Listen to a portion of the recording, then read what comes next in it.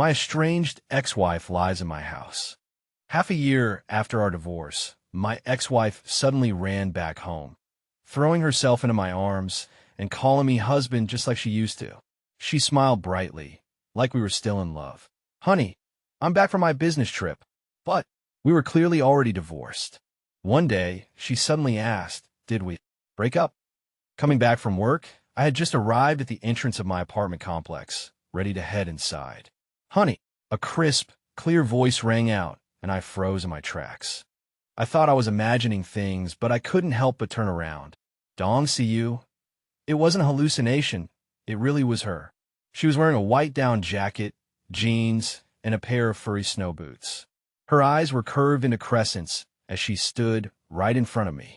Before I could react, she threw her arms open like a little bird and jumped into my embrace. Honey, I came back early. Did you miss me? Aren't you super surprised? My mind went completely blank. What was going on? We were already divorced. Half a year ago, without any arguments or tears, right in this very spot, I watched her leave with her belongings. Half a year? How could she be here? How could she be using that tone and those actions from when we were first married? Honey, you fawn? Goo you fawn? She let go of me, looked up at me, and when she saw that I wasn't moving, she waved her hand in front of my face. What's wrong? Are you dumbfounded? So happy to see me that you're overwhelmed.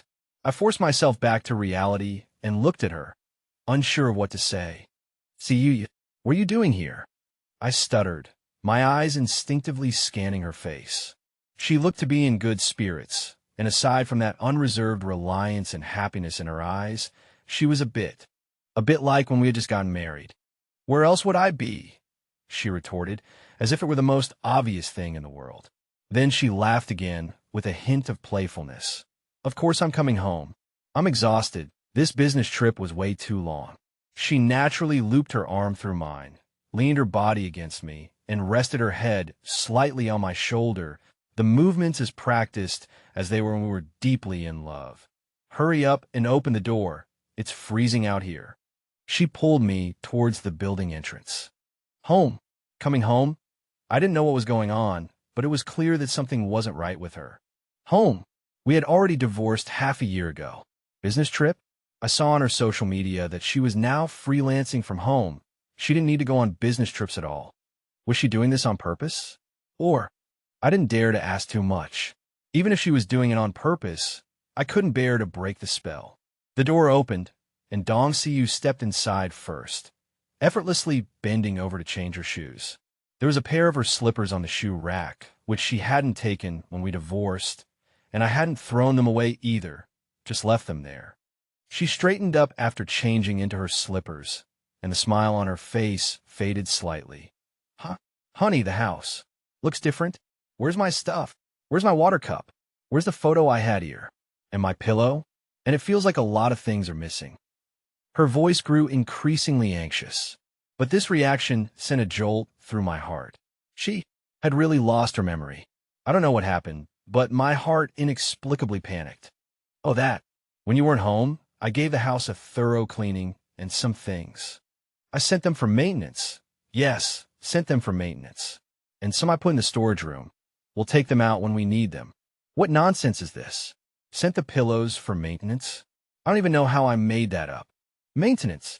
Dong Siyu looked around suspiciously, thoughtfully, clearly not believing it. Then were my cups. And the photos? Goo you fawn. Have you been up to something behind my back? Why is the house so clean? No, absolutely not. What bad things could I do? I just wanted to give you a surprise when you came back. Who knew you'd be back early? I quickly waved my hand, trying to cover up my guilt with complaints. She didn't speak, just pursed her lips, her eyes scanning me up and down. After a while, she finally relaxed. Okay, a thorough cleaning is fine.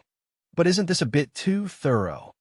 She rubbed her temples, saying blankly, This business trip. My mind feels muddled. I always feel like something's wrong, like I can't remember a lot of things. I woke up in the hospital today. I was so scared I ran back. Hospital? I roughly knew that she really had amnesia and must have run away from the hospital. I didn't dare to stimulate her too much. You're tired, definitely tired. Go sit down and rest for a while. I'll get you a glass of water. Saying that, I pushed her onto the sofa. Then I turned and walked into the kitchen. Amnesia, what on earth happened? I took out my phone, looked at a number in my contacts that I hadn't contacted in a long time, took a deep breath, and pressed the call button. Hello. Uncle, it's me, Gu Yufan, see you. Did something happen to her? Dong's father quickly responded on the other end of the phone. Yufan, first tell me, is Siyu there with you? His voice was very anxious, and I could hear Dong's mother's voice next to him. Is that Yufan? Is there news about Siyu? Is she with him? I quickly replied, yes. Uncle, don't worry. Siyu is here with me. She seems fine. A relieved sigh came from the other end of the phone. Oh, Siyu drove out on business a week ago and was hit by a truck that ran a red light. Fortunately, she wasn't seriously injured, just a little concussion, and was in a coma for a few days. She had been in the intensive care unit and was just transferred to a regular ward yesterday, but this afternoon, when the nurse went out to buy food, she disappeared. The hospital has been looking everywhere, and the police have also checked the surveillance. They only saw her get into a taxi, dazed and confused. We were all frantic. We all thought. He choked up and couldn't continue. I glanced in the direction of the living room. Dong Siyu was hugging her knees and shrinking on the sofa, staring blankly at the ceiling. She doesn't seem to remember that we're divorced. She thinks she just came back from a business trip. The other end of the phone was silent. After a long time, Dong's father's tired voice came. The doctor said that because of the concussion, plus the psychological pressure she's been under for the past 6 months, it may cause temporary amnesia or confusion. Especially the part of reality that she doesn't want to face the most. Dong's father's voice was getting lower and lower. Psychological pressure, doesn't want to face. Is it because of our divorce? My heart ached. Yufan, please watch over her for now. We'll come pick her up now. Don't worry, we won't cause you any trouble. Uncle, I immediately interrupted him, my tone with unexpected eagerness. Not yet. I feel like her emotions aren't very stable right now. If you suddenly appear, she'll definitely find out that we're divorced. It might shock her. How about, let her stay with me for a while, until she's a little more stable, or maybe she can remember. There was another long silence on the other end of the phone. Finally, Dong's father sighed deeply, his tone full of helplessness. All right, Yufan, thank you. Please take good care of her. He paused, his voice a little hoarse. Thank you, Yufan. It's my duty, uncle. After saying that, I hung up the phone, feeling uneasy in my heart. Dong's father is a retired leader from the political and legal department, who always spoke with cadence throughout his life. But now, looking at the small figure on the sofa, I felt a wave of pain in my heart. Car accident, coma, amnesia. She ran out of the hospital alone and instinctively found me, her ex-husband. The emptiness I felt during the divorce surged into my heart again. I poured a glass of water and took it out. Dong Siyu looked up at me, the light in her eyes gone, replaced by a trace of confusion. She held the glass and took small sips. Are you hungry? What do you want to eat? I tried to keep my voice calm. She shook her head, put down the glass, and looked at my face again. Husband, I feel like I've forgotten something, and my heart feels empty. I avoided her gaze and pretended to tidy up the sofa. Don't think too much. You're just too tired. You'll be fine after a night's rest. She didn't ask any more questions, just hugged her knees and curled up smaller. When it was time to sleep, I took out the pillow and pajamas she used to use in advance. Luckily, I didn't throw them away back then. Dong Siyu lay on the bed, looking at me, standing at the door. Husband, aren't you going to sleep? I tried to make my tone sound natural, not daring to look her in the eyes. Well, recently, I have a bit of a cold. My throat is not very comfortable. I'm afraid that coughing at night would disturb your rest. And it may be a little contagious. I'll sleep in the guest room until my cold is better. She lay on the bed, staring straight at me, and after a long while, she finally spoke. Oh, well, okay. Then, remember to take medicine and drink more hot water. Yeah, I know. Get some rest. After saying that, I walked out, feeling my back soaked in sweat. Walking into the guest room, I felt like all my strength had been drained, and I slumped down on the edge of the guest room bed. Time passed bit by bit. I pricked up my ears, listening to the movement next door. Feeling that she had fallen asleep, I then, like a ghost, quietly got up and walked to the door of the master bedroom. The door was ajar, leaving a crack. I held my breath and gently pushed it open a little. The faint light from the streetlights outside the window shone in, outlining the small bulge on the bed. Dong Siu was lying on her side, facing the door, already asleep. Her breathing was even and long, and her cheeks looked particularly soft and peaceful in the dim light. 6 months ago, on this very bed, after countless silent cold wars and tired nights of sleeping back to back, she calmly said to me, "Gu Yufan, let's get a divorce." Her tone was very calm, without a trace of emotion. The suffocating feeling of that moment came over me again at this moment. I leaned against the cold doorframe, looking at her sleeping silhouette in the darkness, my heart feeling like it was being gripped hard by an invisible hand. The emptiness that I had been trying to fill with work for the past 6 months since the divorce collapsed in an instant. How did we get to that point in the first place? How did those passionate affections that made us want to rub each other into our bones cool down little by little in the daily trivialities and silence, and eventually shatter? Did it start with a word of concern that was never spoken? Did it start with a hug that was missed due to exhaustion? Or did those sacrifices that we thought were for your own good eventually become the fuse for resentment towards each other? I closed my eyes, letting the late pain rampage in my chest. Dong Siu, suffering from amnesia, seemed to have been sent back to the days when our relationship was at its most fervent. She reverted to being that clingy, cheerful girl whose eyes seemed to hold the light of stars. Her gaze always followed me, whether I was pouring water in the kitchen or holding a temporary online meeting in the study. Whenever I had a moment of free time, she would naturally nuzzle up to me like a kitten longing for its owner, taking my arm and resting her head on my shoulder. That intimacy and dependence felt as natural as if it had never been interrupted. "Honey, look at this." She held up her phone, the screen showing an exaggerated and funny pet performance from a short video, laughing so hard she was bending over. "Doesn't it look like that fat orange cat we used to feed downstairs?" My heart felt like it had been struck by something. That fat orange cat was one we had fed when we first got married, but it had disappeared later.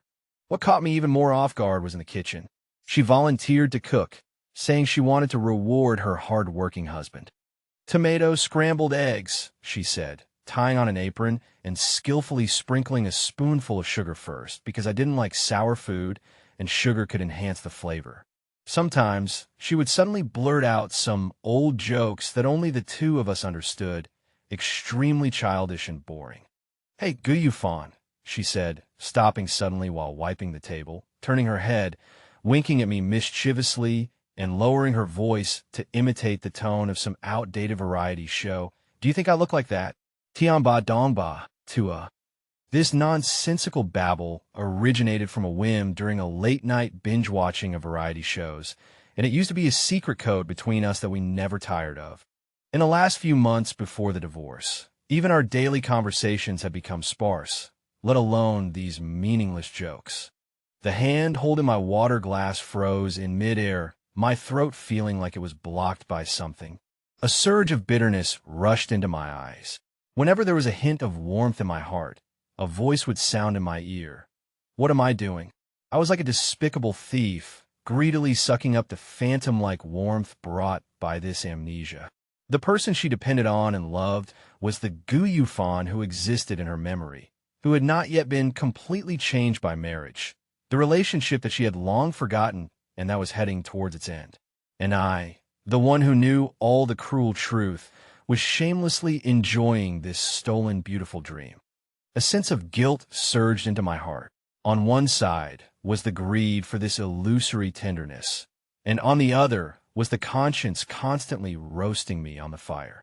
Every time she gave me an unreserved smile, every time she naturally called me honey, it was like a silent whip. On the weekend, unable to resist Dong Siu's expectant eyes, I went with her to a large supermarket near our home. She was in high spirits, pushing the shopping cart like a happy little bee, shuttling between the shelves, and occasionally picking up a favorite item to ask me if it looked good. "Honey, this mug. It looks like the one we used to have that broke." She picked up a light blue cup and shook it at me in surprise. Just then, a familiar voice, filled with surprise, boomed not far away. "Old goo." My heart sank, and I thought to myself, this is bad. I looked up, and sure enough, it was Chun-Hao, my college buddy. He was pushing a shopping cart, with his girlfriend standing beside him. They both looked as if they had seen a ghost, staring dumbfounded at me, and at Dong Siyu, who was beside me, holding a cup and smiling brightly. Chun-Hao's gaze darted back and forth between me and Dong Siyu, his mouth opening and closing, the words, "Didn't you guys get divorced?" practically on the tip of his tongue. Without thinking, I rushed forward in one stride, and before Chun-Hao could utter those fatal words, I abruptly put my arm around his shoulder, nearly squeezing the breath out of him. "Cough! Cough, cough! Old goo." Chun-Hao was rolling his eyes from my grip. "Ow! What a coincidence!" I forced an exaggerated smile, raising my voice an octave. "I just came with my wife to buy some things." I secretly pinched his shoulder hard with a hand around it, signaling frantically with my eyes. Chun-Hao grimaced from the pinch, finally snapping out of it and receiving the signal in my eyes. The muscles in his face twitched a few times as he forced a smile. Hello, sister-in-law. It's really been a long time. You look great." He stammered incoherently, his eyes darting around, not daring to look directly at Dong Siyu. His girlfriend, Xiaoya, also realized what was happening. Although her face still showed lingering shock, she nodded in agreement. "Hello, Sister Siyu. Long time no see."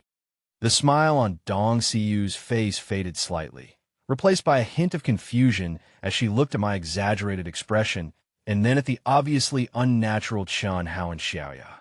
She put down her cup and smiled politely. "Hello. Yes, it has been a long time." The atmosphere was so awkward you could cut it with a knife. Chun-Hao quickly made an excuse. Well, old goose sister-in-law, you guys take your time. We still need to buy something else. Let's get together another day. We'll definitely get together another day." With that, he grabbed his girlfriend and nearly fled, pushing the shopping cart. Dong Siyu watched their hasty departure behind the shelves, the smile on her face completely gone. She turned her head and looked at me silently. The pure joy from before vanished from her eyes. She began hesitantly, her voice very soft, seemed very surprised to see me. My heart was pounding as if it would jump out of my throat. "Were they?" I shrugged casually, pretending to be relaxed, and bent down to grab a bag of snacks from the shelf at random, tossing it into the cart in an attempt to change the subject. Maybe it's been too long? How always overreacts. Let's go see if there's anything good to eat over there." I pushed the cart forward, my pace a little fast. Dong Siyu didn't press the issue and followed silently beside me, but I could clearly feel that the carefree joy she had had moments ago was gone. A few days later, one afternoon near the end of the workday, Lin Wei, the new intern in the office, a young girl who had shown me obvious affection, walked to my desk with a stack of files. She probably wanted to find an excuse to talk to me, and when she put the files down, she didn't place them properly, and the top folder slid off and hit my arm. "Oh no, Brother Gu, I'm so sorry." Lin Wei apologized hastily. I frowned, feeling a wave of annoyance. "It's nothing." My tone was a little stiff, just want to get rid of this trouble quickly. "Brother Gu, let me treat you to dinner, just to make amends. Anyway, you're just going home alone." My divorce was no secret, so she was deliberately trying to get close to me. I naturally refused. Not to mention Dong Siyu was still around. Even if she wasn't, I had no plans to find a new love interest for the time being. What I didn't expect was that Dong Siyu was standing in the doorway of the office. She had come to pick me up from work, and she stood there quietly watching this scene, and she also heard that sentence. Her gaze went from initial astonishment to confusion, then gradually sank, finally solidifying into a dimness. She didn't immediately walk over and take my hand like she had before, nor did she ask any questions. She just stood there. The road home was unusually quiet. I was driving, and I felt Dong Siyu's presence in the passenger seat was frighteningly low. I tried to find a topic, asking her what she did at home today and what groceries she bought. She just watched the street scenes rushing backward outside the window, and, after a long time, she gently hummed as a response. It was a deathly silence, more unsettling than any questioning. In the following days, the atmosphere at home dropped to freezing point.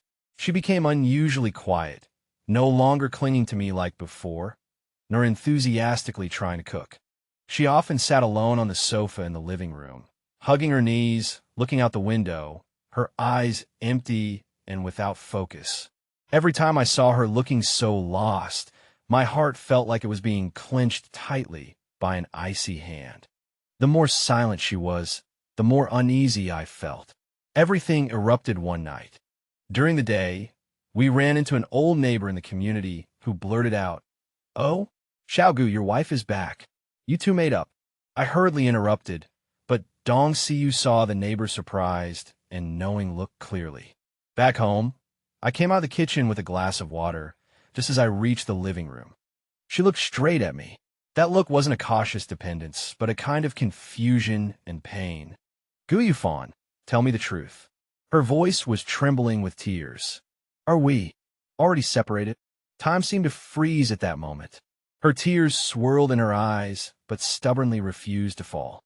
I opened my mouth, but my throat was so dry that I couldn't make any sound. After evading for so long, like a clown dancing on the edge of a cliff, I was finally pushed to the brink. I looked at her and nodded heavily. Yes, that one word exhausted all my strength. "We have been divorced for half a year." Boom! The world was completely still the moment my voice fell. The last trace of hope on Dong Siyu's face was gone. Her tear-filled eyes stared at me. She seemed not to understand, or understood but refused to accept. Her lips slightly open, but no sound came out. After a few seconds of stillness, she erupted. "No, impossible." She shook her head violently, her voice broken. "You're lying to me? You're lying to me again. Gu Yufan, tell me you're lying to me." Her voice suddenly rose, and she jumped up from the sofa, staggering because of the sudden movement. I subconsciously reached out to support her, but she pushed me away. "Don't touch me." She recoiled like a startled hedgehog. Tears finally burst, rushing out of her eyes. "Divorced? Why? We clearly." She choked, incoherent. "We loved each other so much. We said we would grow old together. Gu Yufan, tell me why. Why do we get to this point of divorce? Why can't I remember anything?" She slid down the wall and sat on the cold floor, curling up her body and burying her face deeply in her knees. Suppressed sobs came muffled from her curled-up body, her shoulders shaking violently. I stood frozen in place, like a helpless sinner, watching her collapse in front of me. My outstretched hand hung in the air, eventually falling down powerlessly. Any words of comfort seemed hypocritical and superfluous at this moment. I could only watch her cry, listening to the desperate sobs echoing in the living room. Her crying became quieter and quieter, and I slowly walked over and gently placed my hand on her shoulder to comfort her. She looked at me. Her lips moved a few times. "Gu Yufan." She paused. "I can't remember. Why we divorced? I can't remember anything." She raised her hand and gently pressed it to her heart. I looked at her and slowly said, "A year ago." I told her everything from when we had nothing to say to each other, to the Cold War, to the arguments, and finally the divorce until she had a car accident and came to find me. She just looked at me, listening carefully, and with each sentence, disbelief welled up in her eyes. "I can't believe we've come to this." After hearing me out, she sniffled, her voice filled with hope. Let me stay a little longer, okay? Maybe here, I can remember." I nodded heavily. "Okay." Looking at her pale face, I couldn't bring myself to refuse. However, in the days that followed, we lost our balance. Divorce was an undeniable fact. When she learned that we were no longer husband and wife, that taken for granted wife status and intimate reliance vanished. But how could years of emotional imprints be switched off like a light? That lingering attachment, habit, mixed with the pain, shame, and bewilderment after learning the truth, plunged her into an awkward and painful situation. She no longer called me husband. That term seemed taboo. Most of the time, she was silent or used the extremely formal and polite guyufon. She became unusually cautious. She tried to lighten her footsteps when walking, and when pouring water in the kitchen, if I happened to be there, she would immediately lower her eyes, holding the glass, and quickly sidestep to avoid me. When eating, she only picked up the dishes closest to her, eating in small bites with her head down, barely making a sound. We lived under the same roof, but like two strangers. The air was filled with suffocating awkwardness. I tried to break this stagnation, asking her if she wanted to watch a movie together, or suggesting going out for a walk. She always shook her head quickly, her eyes flickering, her voice low. No, thank you. Or, I'm a little tired. I want to go back to my room for a while. Then, she would really lock herself in the bedroom, staying there for most of the day. More often, I saw her sitting alone on the sofa in the living room, or leaning against the railing of the balcony, her eyes staring blankly at a corner of the house. Maybe it was the half-dead green ivy in the corner. Maybe it was the empty photo frame on the TV cabinet. Maybe it was... Her eyes were frighteningly empty. The confusion and sadness in those eyes, every time they caught my sight, felt like a dull knife, slowly and heavily cutting into my heart. After dinner, she was clearing the dishes when suddenly her face turned deathly pale. She raised her hand and pressed hard on her temples, her body slightly hunched over, and fine beads of cold sweat quickly oozed from her forehead. What's wrong? Headache again. I immediately put down what I was doing and wanted to go over. But she recoiled as if frightened, avoiding my touch, biting her lip, in nothing. She held onto the table, and after a long while, she recovered. Late at night, I slept in the guest room next door and would be awakened by intermittent murmurs. I held my breath and quietly walked to the outside of her slightly ajar bedroom door. No, I didn't mean that. Her voice was blurred by sleep. Divorce. Don't. Her voice suddenly rose, full of grievance, and then dropped again. Her murmurs deeply stung my memories. The scenes from those last months before the divorce uncontrollably surged up. Endless overtime and late returns. Less and less communication between us. The accumulated suspicions and disappointments fermenting in silence, eventually turning into an insurmountable ice wall between us. They were no longer forgotten pasts, but cold realities, reminding us again and again, cruelly, of how that relationship gradually came to an end, eventually turning into a pool of stagnant water. Every time I saw her weak after a headache, every time I heard those fragments full of grievance in her dreams, that late remorse deepened in my heart. What we once had was far more precious than what we felt after losing it. But at that time, we were both too self-righteous, letting it die in silence. One Friday night, after cleaning up the kitchen, I sat on one end of the living room sofa looking at my phone, while Dong Siu sat on the single sofa at the other end, holding a book in her hand, but hadn't turned a page in a long time. Suddenly, she closed the book. I raised my head. She was looking at me, her eyes filled with complex emotions. "You Fan," she said, breaking the long silence, "is there any wine left at home?" I was taken aback, not understanding what she meant. She pursed her lips, looking straight at me. "Have a drink with me. Like before." She paused, as if searching for the right words, and finally gently uttered two words. "Let's talk." Talk. Talk about what? Talk about the past we were both desperately avoiding? Or talk about the suffocating present and the Mangran future? Okay, I heard my own voice answer. I got up and walked towards the kitchen, where there were still a few bottles of red wine and half a bottle of whiskey left from who knows when. I poured her a glass and handed it to her. "Thank you."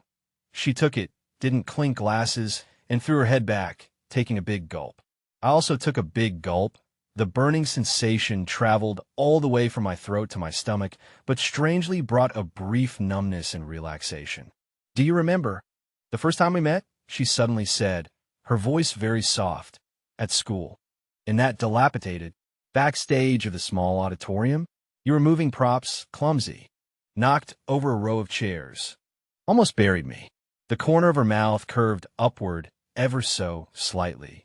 That scene instantly crashed into my mind.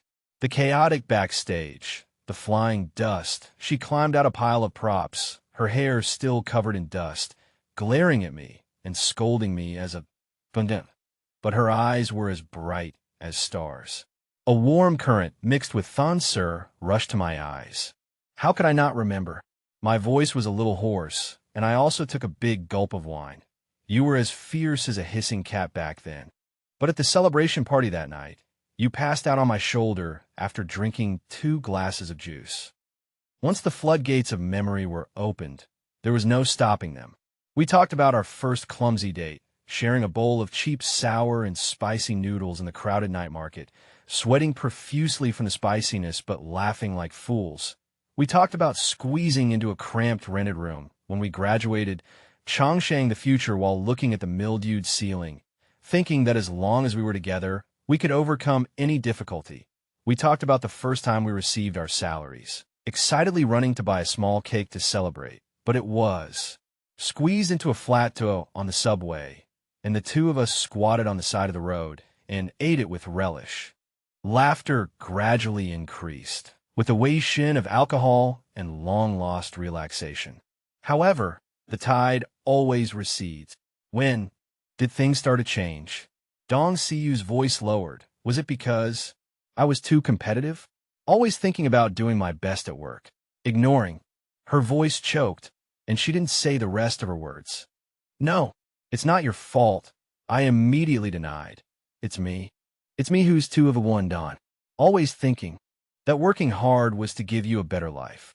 Over time, socializing, coming home later and later, saying less and less, taking all your fuchu for granted.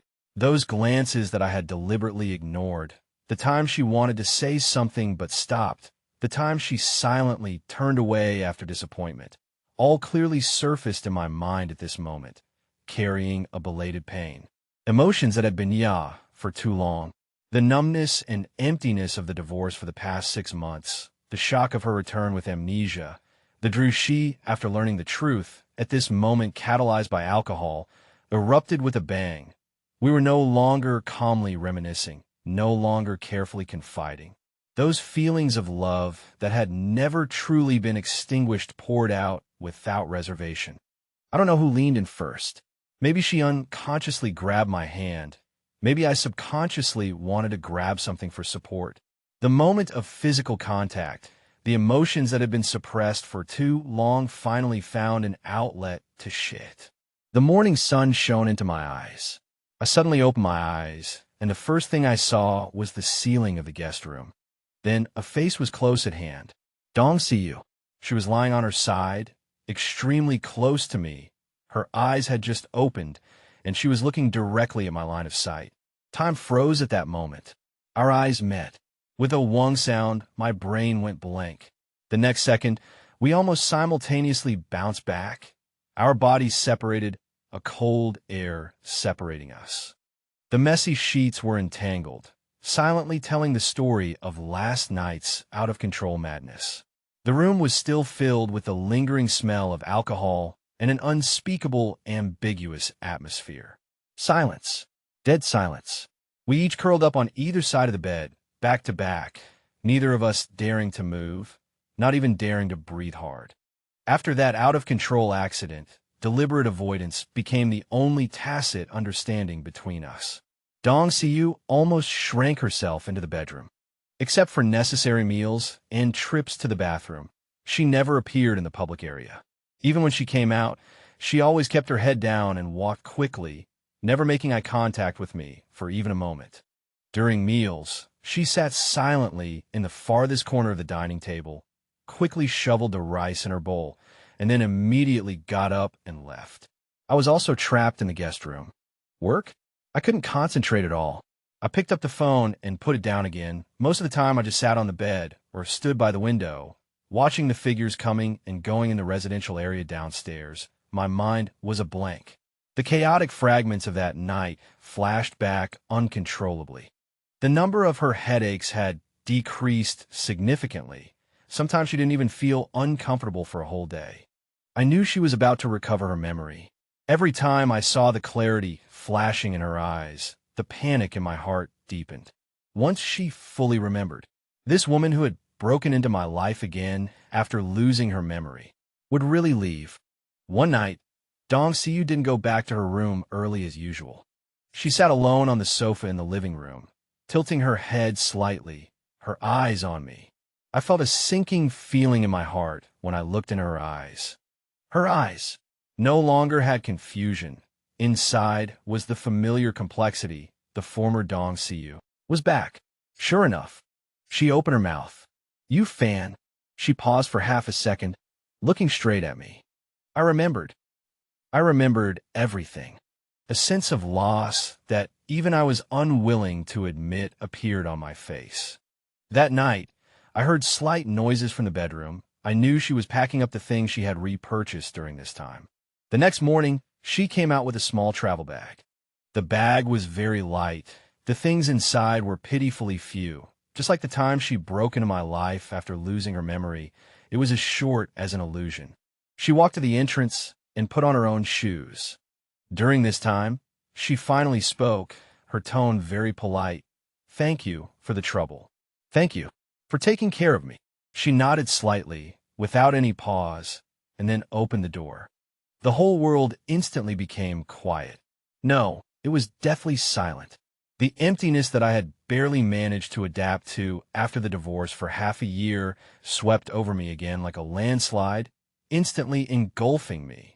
This time, it came even more fiercely, even more thoroughly.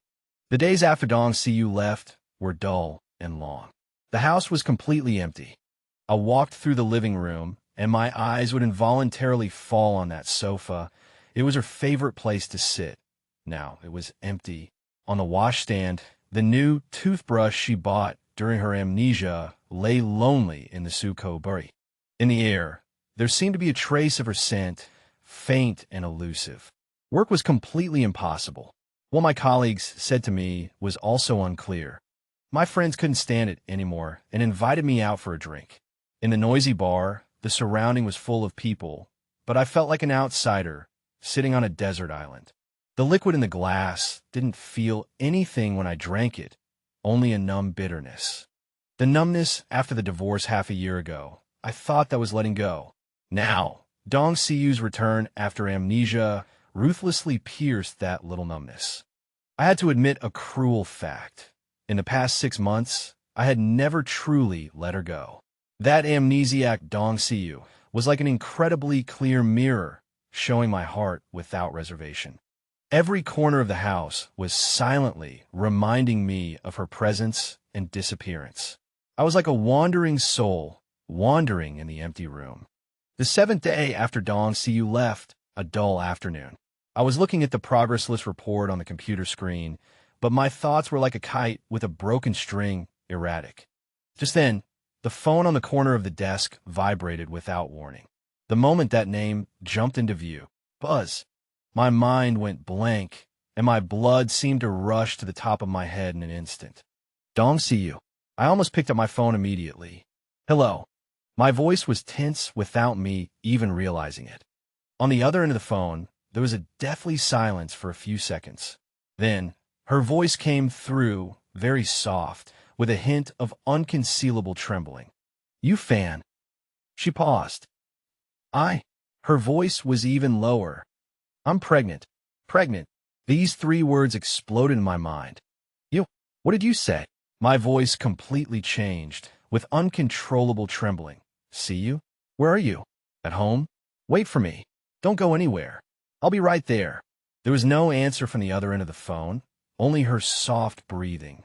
I grabbed the car keys on the table and rushed out of the office like a gust of wind. I rushed downstairs to the apartment building where she lived alone, almost barging through the unit door. The elevator was infuriatingly slow. I rushed directly to the emergency exit, running up the stairs 3 steps at a time. The door opened quickly. She stood inside the door. We stood face to face, all the words stuck in our throats, unable to utter a single one. 1,000 words seemed so pale and weak in the face of such a huge change. No melodramatic arguments, no mutual accusations or shirking of responsibility. We sat facing each other, neither too close nor too far. On the coffee table lay quietly a hospital examination report. The cold terminology and blurry images on the B ultrasound report pointed to an ironclad fact: 6 weeks pregnant. That date was exactly the night we lost control in our drunken stupor. The past pain, the roots that led us to divorce, the accumulated fatigue, the unbridgeable communication gap, the cruel disparity in expectations, did not disappear with the arrival of a new life. They still lay like a bottomless chasm, clearly stretching between us, exuding a cold aura. I said with difficulty, "What are you planning to do?" My eyes involuntarily fell on her hand, which was subconsciously protecting her lower abdomen. She looked up and gave me a complicated look without answering immediately. After a long while, she said softly, "I don't know. I really don't know." She paused, her gaze turning to the window. "This child is too unexpected. I'm not ready, neither mentally nor realistically." "I know." I took a deep breath. "Whatever decision you make, I will respect it." I looked at her pale face and said seriously, "But see if you decide to keep him, her." My voice was filled with unprecedented firmness. "I will be responsible. I will do everything I can to take on all the responsibilities. Financial, living, everything." She turned to look at me, a flicker of shock in her eyes. "Responsibility," she repeated to herself, the corners of her mouth pulling into a bitter arc. "Gu Yu Fan, is responsibility all that's left between us?" This question made me realize that I could no longer escape. "No." I looked at her, and for the first time, without reservation, I laid bare before her all the emotions that had tormented me for the past 6 months, especially since she had returned with amnesia. "It's not just responsibility, see you? It's never just been responsibility. In the 6 months since the divorce, I've been like a walking corpse. I thought I'd let go. I filled myself with work. I thought that was peace. But you came back, with amnesia from the car accident, throwing yourself into my arms, and calling me husband like before. At that moment, I knew. I couldn't lie to myself anymore. I grabbed my hair in pain, unable to control the emotions that had been suppressed for too long. See you, I admit it. I'm a jerk. I'm selfish. I'm evasive. But I've never stopped loving you. Not in the 6 months since the divorce.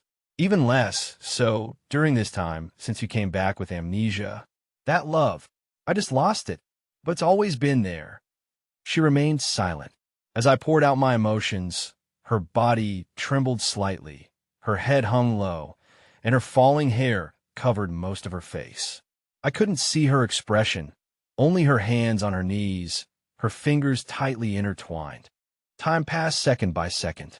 Just when I thought everything was beyond repair, a crystal tear, without warning, fell on the back of her clenched hand. Then a second drop, a third drop. Tears slid down silently, more and more, like a string of broken pearls. She finally raised her head. Tears were still falling, but her voice was unusually clear. "Gu Yu Fan." She called my name, her voice without the previous formality, as if she had returned to a long time ago. For the sake of the child, she paused, her gaze tenderly and firmly fixed on her still flat abdomen, her hand still gently protecting it. And also for her voice choked slightly, but she uttered those words with utmost clarity. "That thing in our hearts that we haven't let go of. Let's start over."